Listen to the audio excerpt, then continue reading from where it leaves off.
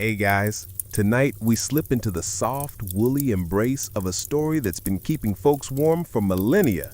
The tale of the first blanket, born in a chilly Neolithic village around 6000 BC. Picture this, you're trudging through an Anatolian settlement, the sun dipping low, painting the sky in bruised purples and oranges. Mud brick huts huddled together, smoke curling from their roofs like lazy spirits.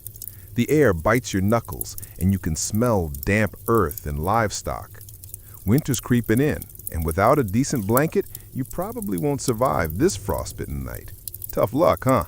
But don't worry, a clever woman in this village is about to change everything.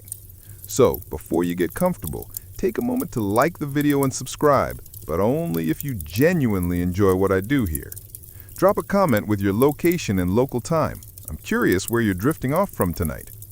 Now dim the lights, maybe turn on a fan for that soft background hum, and let's ease into tonight's journey together. You're standing in the heart of this Anatolian village, somewhere in what we'd now call Turkey, around 6000 BC. The ground under your feet is packed dirt, worn smooth by countless sandals. Goats bleat in the distance, and a faint clatter of pottery echoes from a nearby hut. The air's got that crisp, pre-winter sting, the kind that makes you hunch your shoulders and shove your hands into imaginary pockets. You're not alone. Villagers bustle around, their tunics patched and practical, their faces weathered from a life of sun and toil. You can feel the rhythm of their day winding down. A woman kneads dough by a fire, a kid chases a stray chicken, and an old man sharpens a flint blade with a rasp that sets your teeth on edge. Your attention snags on one woman, crouched near a low wooden frame that looks like a crude loom. Her name's lost to time, but let's call her Zara, because anonymous weaver number 47 lacks pizzazz. Zara's fingers move with purpose, threading wool through sticks, her brow furrowed like she's solving a puzzle. She's not just messing around, she's weaving the first blanket humanity's ever seen. You can smell the lanolin in the wool, earthy and slightly greasy as she works. This isn't some hobby project, it's survival. Winters here are brutal, and the pelts they've been using, they're heavy, stiff, and smell like a wet dog convention. Zara's onto something new. Let's rewind a bit. By 6000 BC, folks in the Middle East had figured out how to domesticate sheep, a game changer for Neolithic life. Wool was a revelation, warm, pliable, and renewable, unlike the hides they'd been draping over their shoulders. Historians still argue whether this village was the absolute first to weave wool into cloth, or if some other hamlet beat them to it. The evidence is patchy, bits of ancient textiles, some loom weights, and a whole lot of guesswork. But what's clear is that places like this one, in Anatolia, were ground zero for woolly innovation. Zara's not working from a Pinterest tutorial. She's experimenting, driven by the kind of necessity that makes you invent or freeze. Here's a quirky tidbit.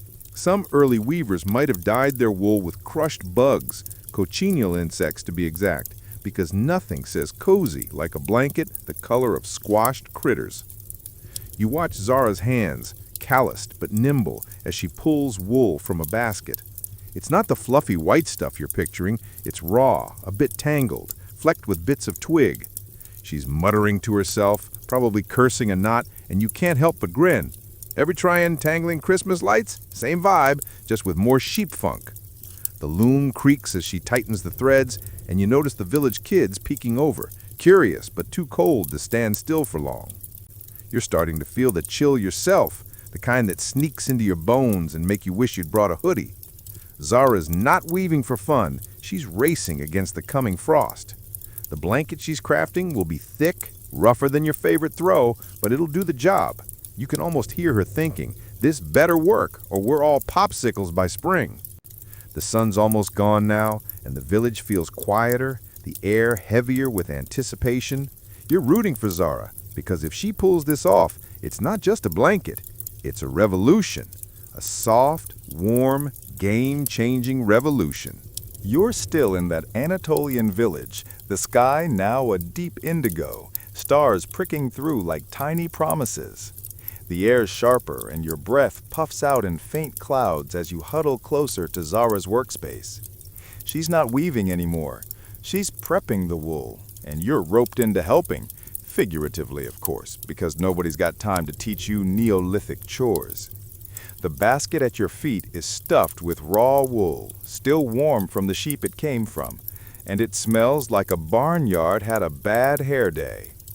Zara's showing you the first step, turning this fluffy chaos into something that can be woven into the world's first blanket.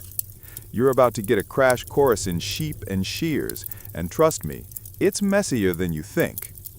You grab a hunk of wool and it's greasy, clinging to your fingers like nature's Velcro. Zara's already at work, using a pair of flint blades tied together with sinew. Think prehistoric scissors, but less user-friendly. She's shearing a sheep tethered nearby, and the poor thing looks unimpressed, bleeding like it's auditioning for a grumpy cat meme. You're trying not to laugh, but the sheep's side-eye is pure comedy gold. Shearing's no joke. One wrong move and you're nicking the sheep or slicing your own hand. Zara's a pro, her cut's steady, peeling off wool in thick, curly clumps. You're impressed, but also glad you're not on blade duty. Your coordination's more spill coffee on keyboard than Neolithic craftsman. Here's the historical kicker. By 6000 BC, Anatolian villagers had domesticated sheep specifically for wool, not just meat or milk. This wasn't random. Selective breeding over generations gave them fluffier flocks, perfect for textile experiments. Zara's sheep are descendants of those early woolly pioneers, their coats thicker than their wild cousins. You watch her pile the wool and it's clear this is a community effort. Other villagers drop by, tossing in their own freshly shorn fleeces. It's like a potluck, but instead of casseroles, everyone's bringing sheep hair. Historians still argue whether these early shepherds knew they were kickstarting a textile revolution or just trying to stay warm. Either way, their work laid the foundation for every cozy blanket you've ever snuggled under. Now here's the quirky bit. Some Neolithic folks might have used urine to clean wool before spinning. Yeah, you heard that right. Pee was their go-to detergent because it breaks down grease. You glance at Zara, hoping she's skipping that step, but she's too focused to notice your grimace. She's carding the wool now, combing it with what looks like a spiky wooden paddle. It's tedious, like brushing a dog that's 80% burrs, but it straightens the fibers into something spinnable. You try to help, and predictably, you tangle the wool worse than a headphone cord in your pocket. Zara shoots you a look, half amused, half exasperated, and you shrug. Modern problems, ancient solutions, you mutter, and she probably thinks you're weird. The wool's starting to look less like a sheep explosion and more like usable thread. Zara twists it between her fingers, spinning it into rough yarn using a drop spindle, a stick with a stone weight that twirls like a fidget spinner's great-grandpa. You're mesmerized by the rhythm. Twist, pull, twirl, repeat. The spindle's hypnotic, and you're starting to get why this village bets big on wool. It's renewable, unlike pelts, and way more versatile. You can almost see Zara's brain ticking. This could be more than clothes. This could be a blanket. The idea is so simple, yet it's about to change how humans survive winter. You're shivering now, the night's chill creeping through your imaginary tunic. The village is quiet, save for the crackle of a nearby fire and the soft thump of Zara's spindle hitting the ground. Other villagers are spinning too, their silhouettes flickering in the firelight. It's a communal vibe, like a knitting circle, but with higher stakes. No blanket, no warmth, no Netflix and chill. You're rooting for Zara to turn this wool into something magical. The sheep, now free of its woolly burden, wanders off, probably plotting revenge. You chuckle, imagining it writing a scathing Yelp review. 1 star, got a terrible haircut. But Zara's focused, her hands never stopping, and you know she's on to something big. The blanket's coming, and you're here for it. The Anatolian nights got you in its grip, the cold sneaking past your imaginary tunic like a thief. You're crouched by Zara's loom, the village hushed, except for the soft clack of her shuttle and the flicker of a clay oil lamp spitting shadows. She's weaving the first blanket, her hands moving like they're dancing with the wool, turning raw threads into something that'll defy winter. The air's thick with the scent of lanolin and earth, and you're mesmerized, the loom's rhythm pulling you into a sleepy haze. It's like watching a Netflix special on Cozy, but way older and with more sheep vibes. You're half tempted to whisper, "Keep it up, Zara, you're inventing bedtime." Zara sliding the shuttle through the warp threads, each pass building the blanket row by row. It's rough, a mix of browns and creams, nothing like the plush throws you'd snag at Target, but it's thick, promising warmth. You can almost feel it draped over you, blocking the chill that's making your toes curl. She's focused, her fingers nimble despite the calluses, and you're in awe of how she's turning a pile of wool into a game changer. You try to mimic her motion in the air, and yeah, you look like you're conducting an orchestra of awkward. Zara doesn't notice, but you're pretty sure the goats nearby are judging you. Here's the historical meat. Weaving tech, like Zara's loom, popped up in the Middle East around 6000 BC, tied to the rise of farming and settled life.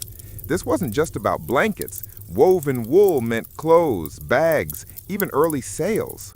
Historians still argue whether women like Zara were the main weavers or if men got in on it too, with evidence like loom weights pointing to women's domestic spaces. Either way, Zara's loom is a revolution, and you're watching it happen, thread by thread.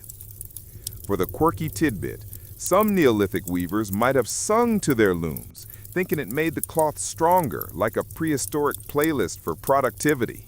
You imagine Zara humming something low, her voice blending with the loom's creak, and you're tempted to hum along, but your off-key warbling would probably scare the village dogs. Instead, you watch her work, the blanket growing wider, maybe a foot now. The lamp's glow catches the wool's texture, and you can see her kid nearby, curled on a straw mat, shivering slightly. You're rooting for Zara to finish, 'cause that kid needs this blanket like you need Wi-Fi.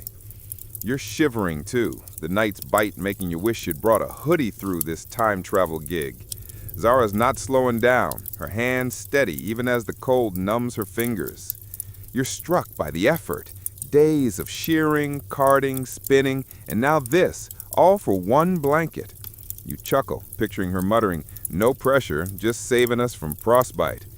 The village is dead quiet now, most folks tucked away, but Zara's still at it, her lamp a tiny rebellion against the dark.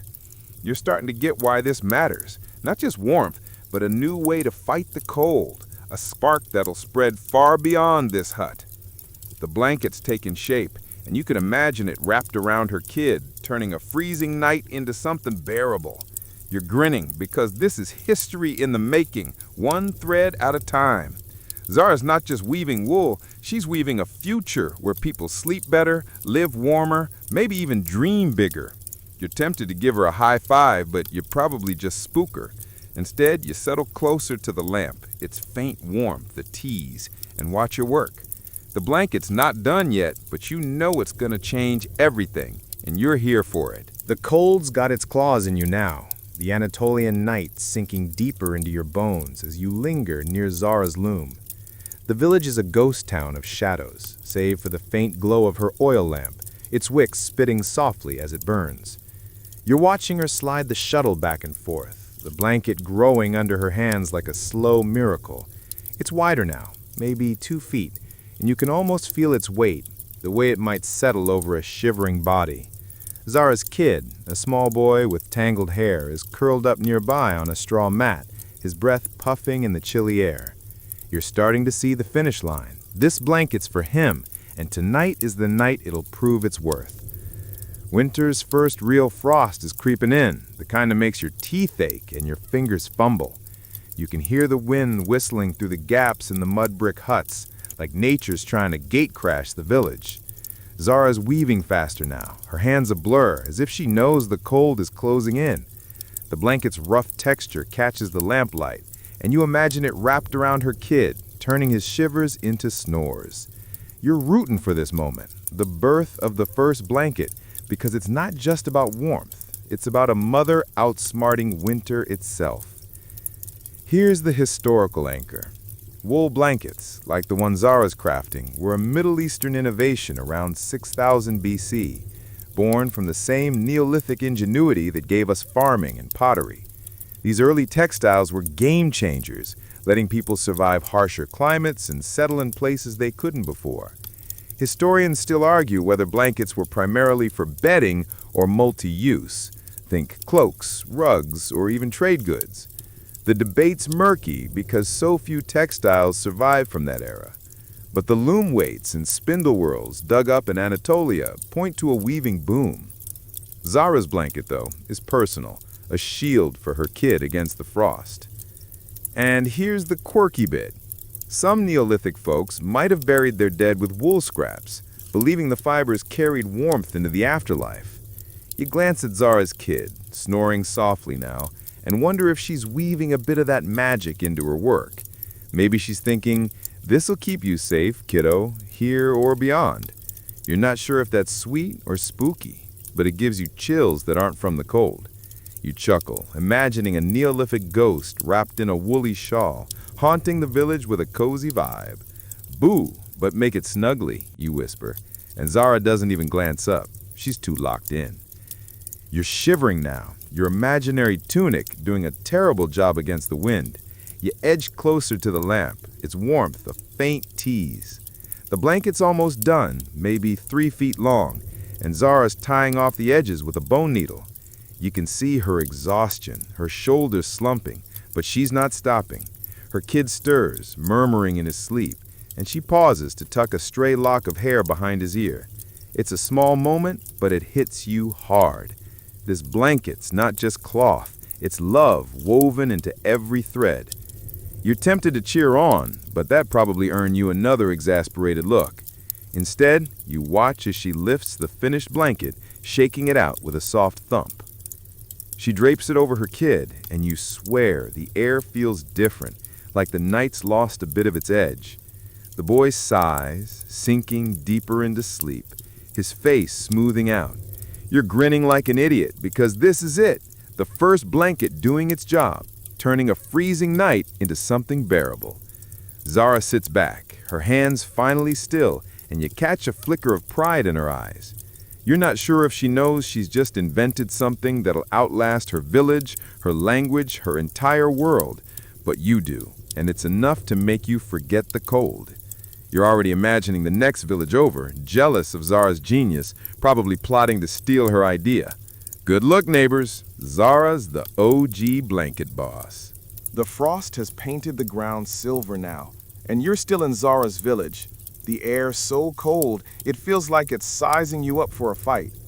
Her kid's tucked under that fresh wool blanket, snoring like a tiny champion, and you can't help but feel a warm fuzziness that's got nothing to do with the temperature.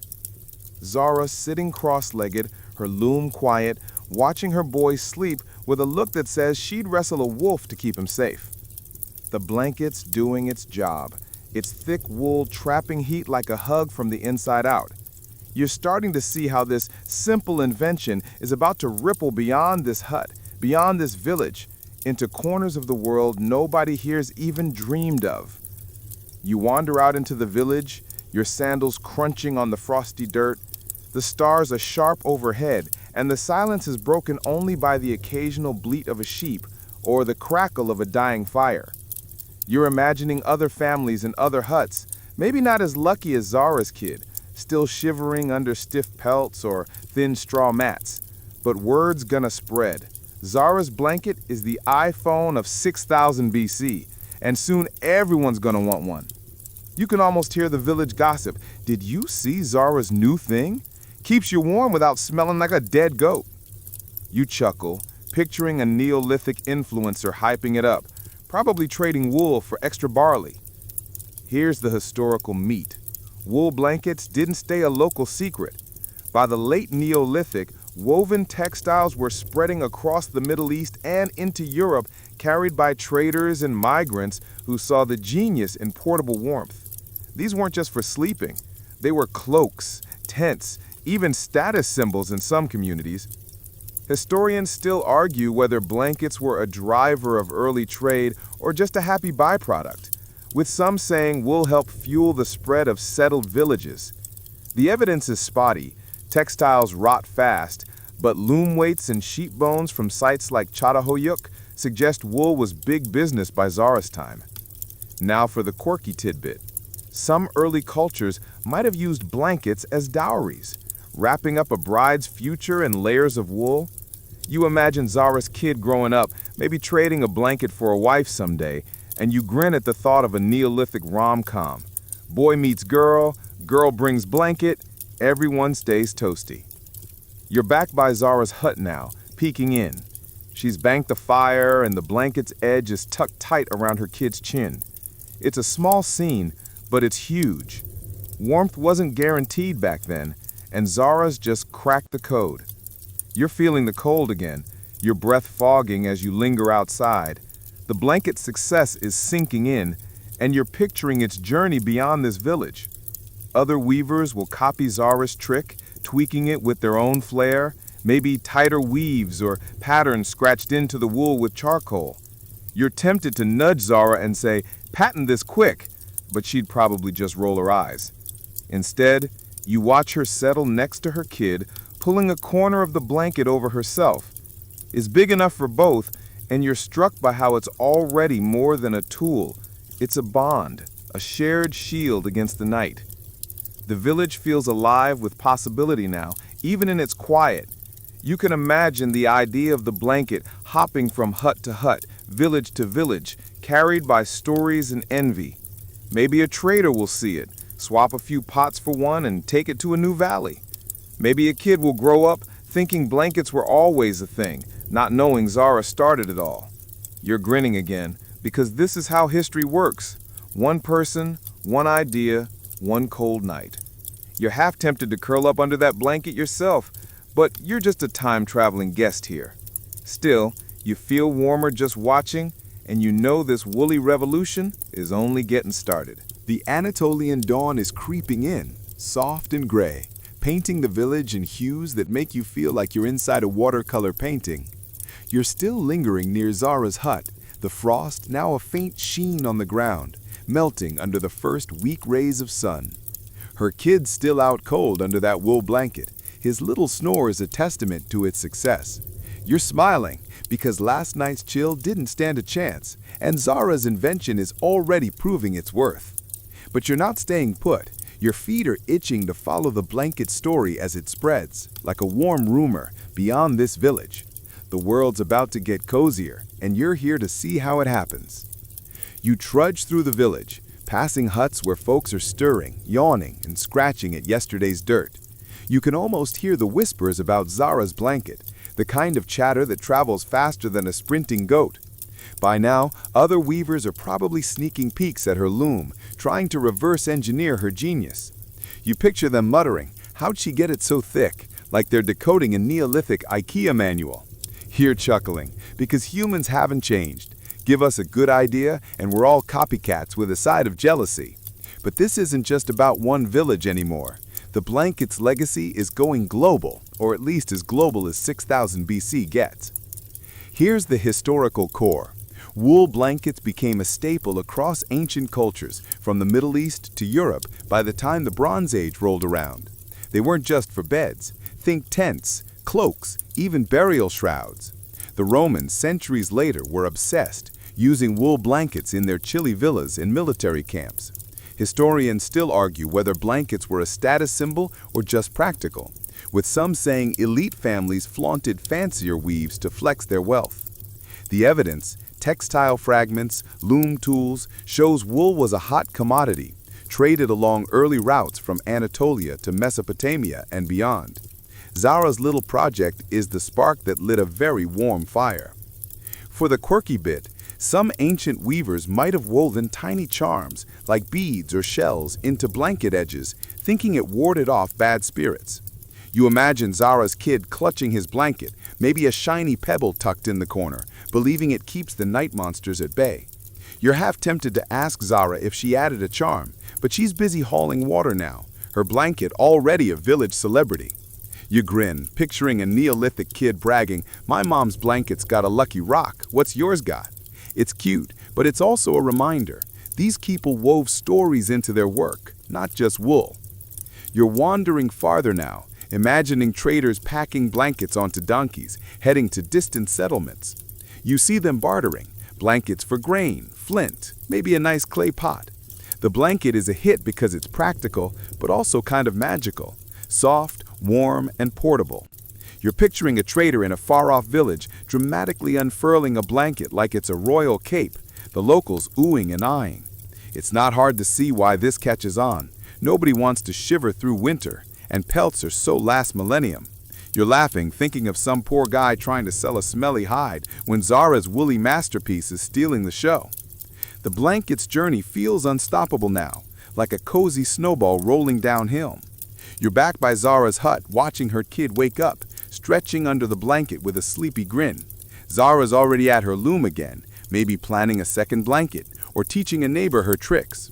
You're struck by how one woman's idea, born from a cold night and a mother's love, is about to warm countless others. It's humbling, and you're feeling a bit sleepy yourself, the village's quiet rhythm pulling you under. Now, let's slow things down, like the world's easing into a long, soft exhale. You're back in that Anatolian village, but the edges are blurring, the huts fading into a gentle haze. The blanket story lingers in your mind, warm and heavy, like it's draped over your own shoulders. Feel the wool's roughness, the way it holds you close, whispering safety against the cold. Zara's long gone, but her gift lives on. In every throw you've curled up with, every night you've slept without shivering. The stars above her village are still there, watching over us, and you're drifting, carried by the hum of her loom, the crackle of her fire. Let the day's weight slip away. Let the stories settle into your bones. You're safe, you're warm, you're home. Sleep now, wrapped in the oldest kind of comfort, and dream of quiet nights and woolly miracles.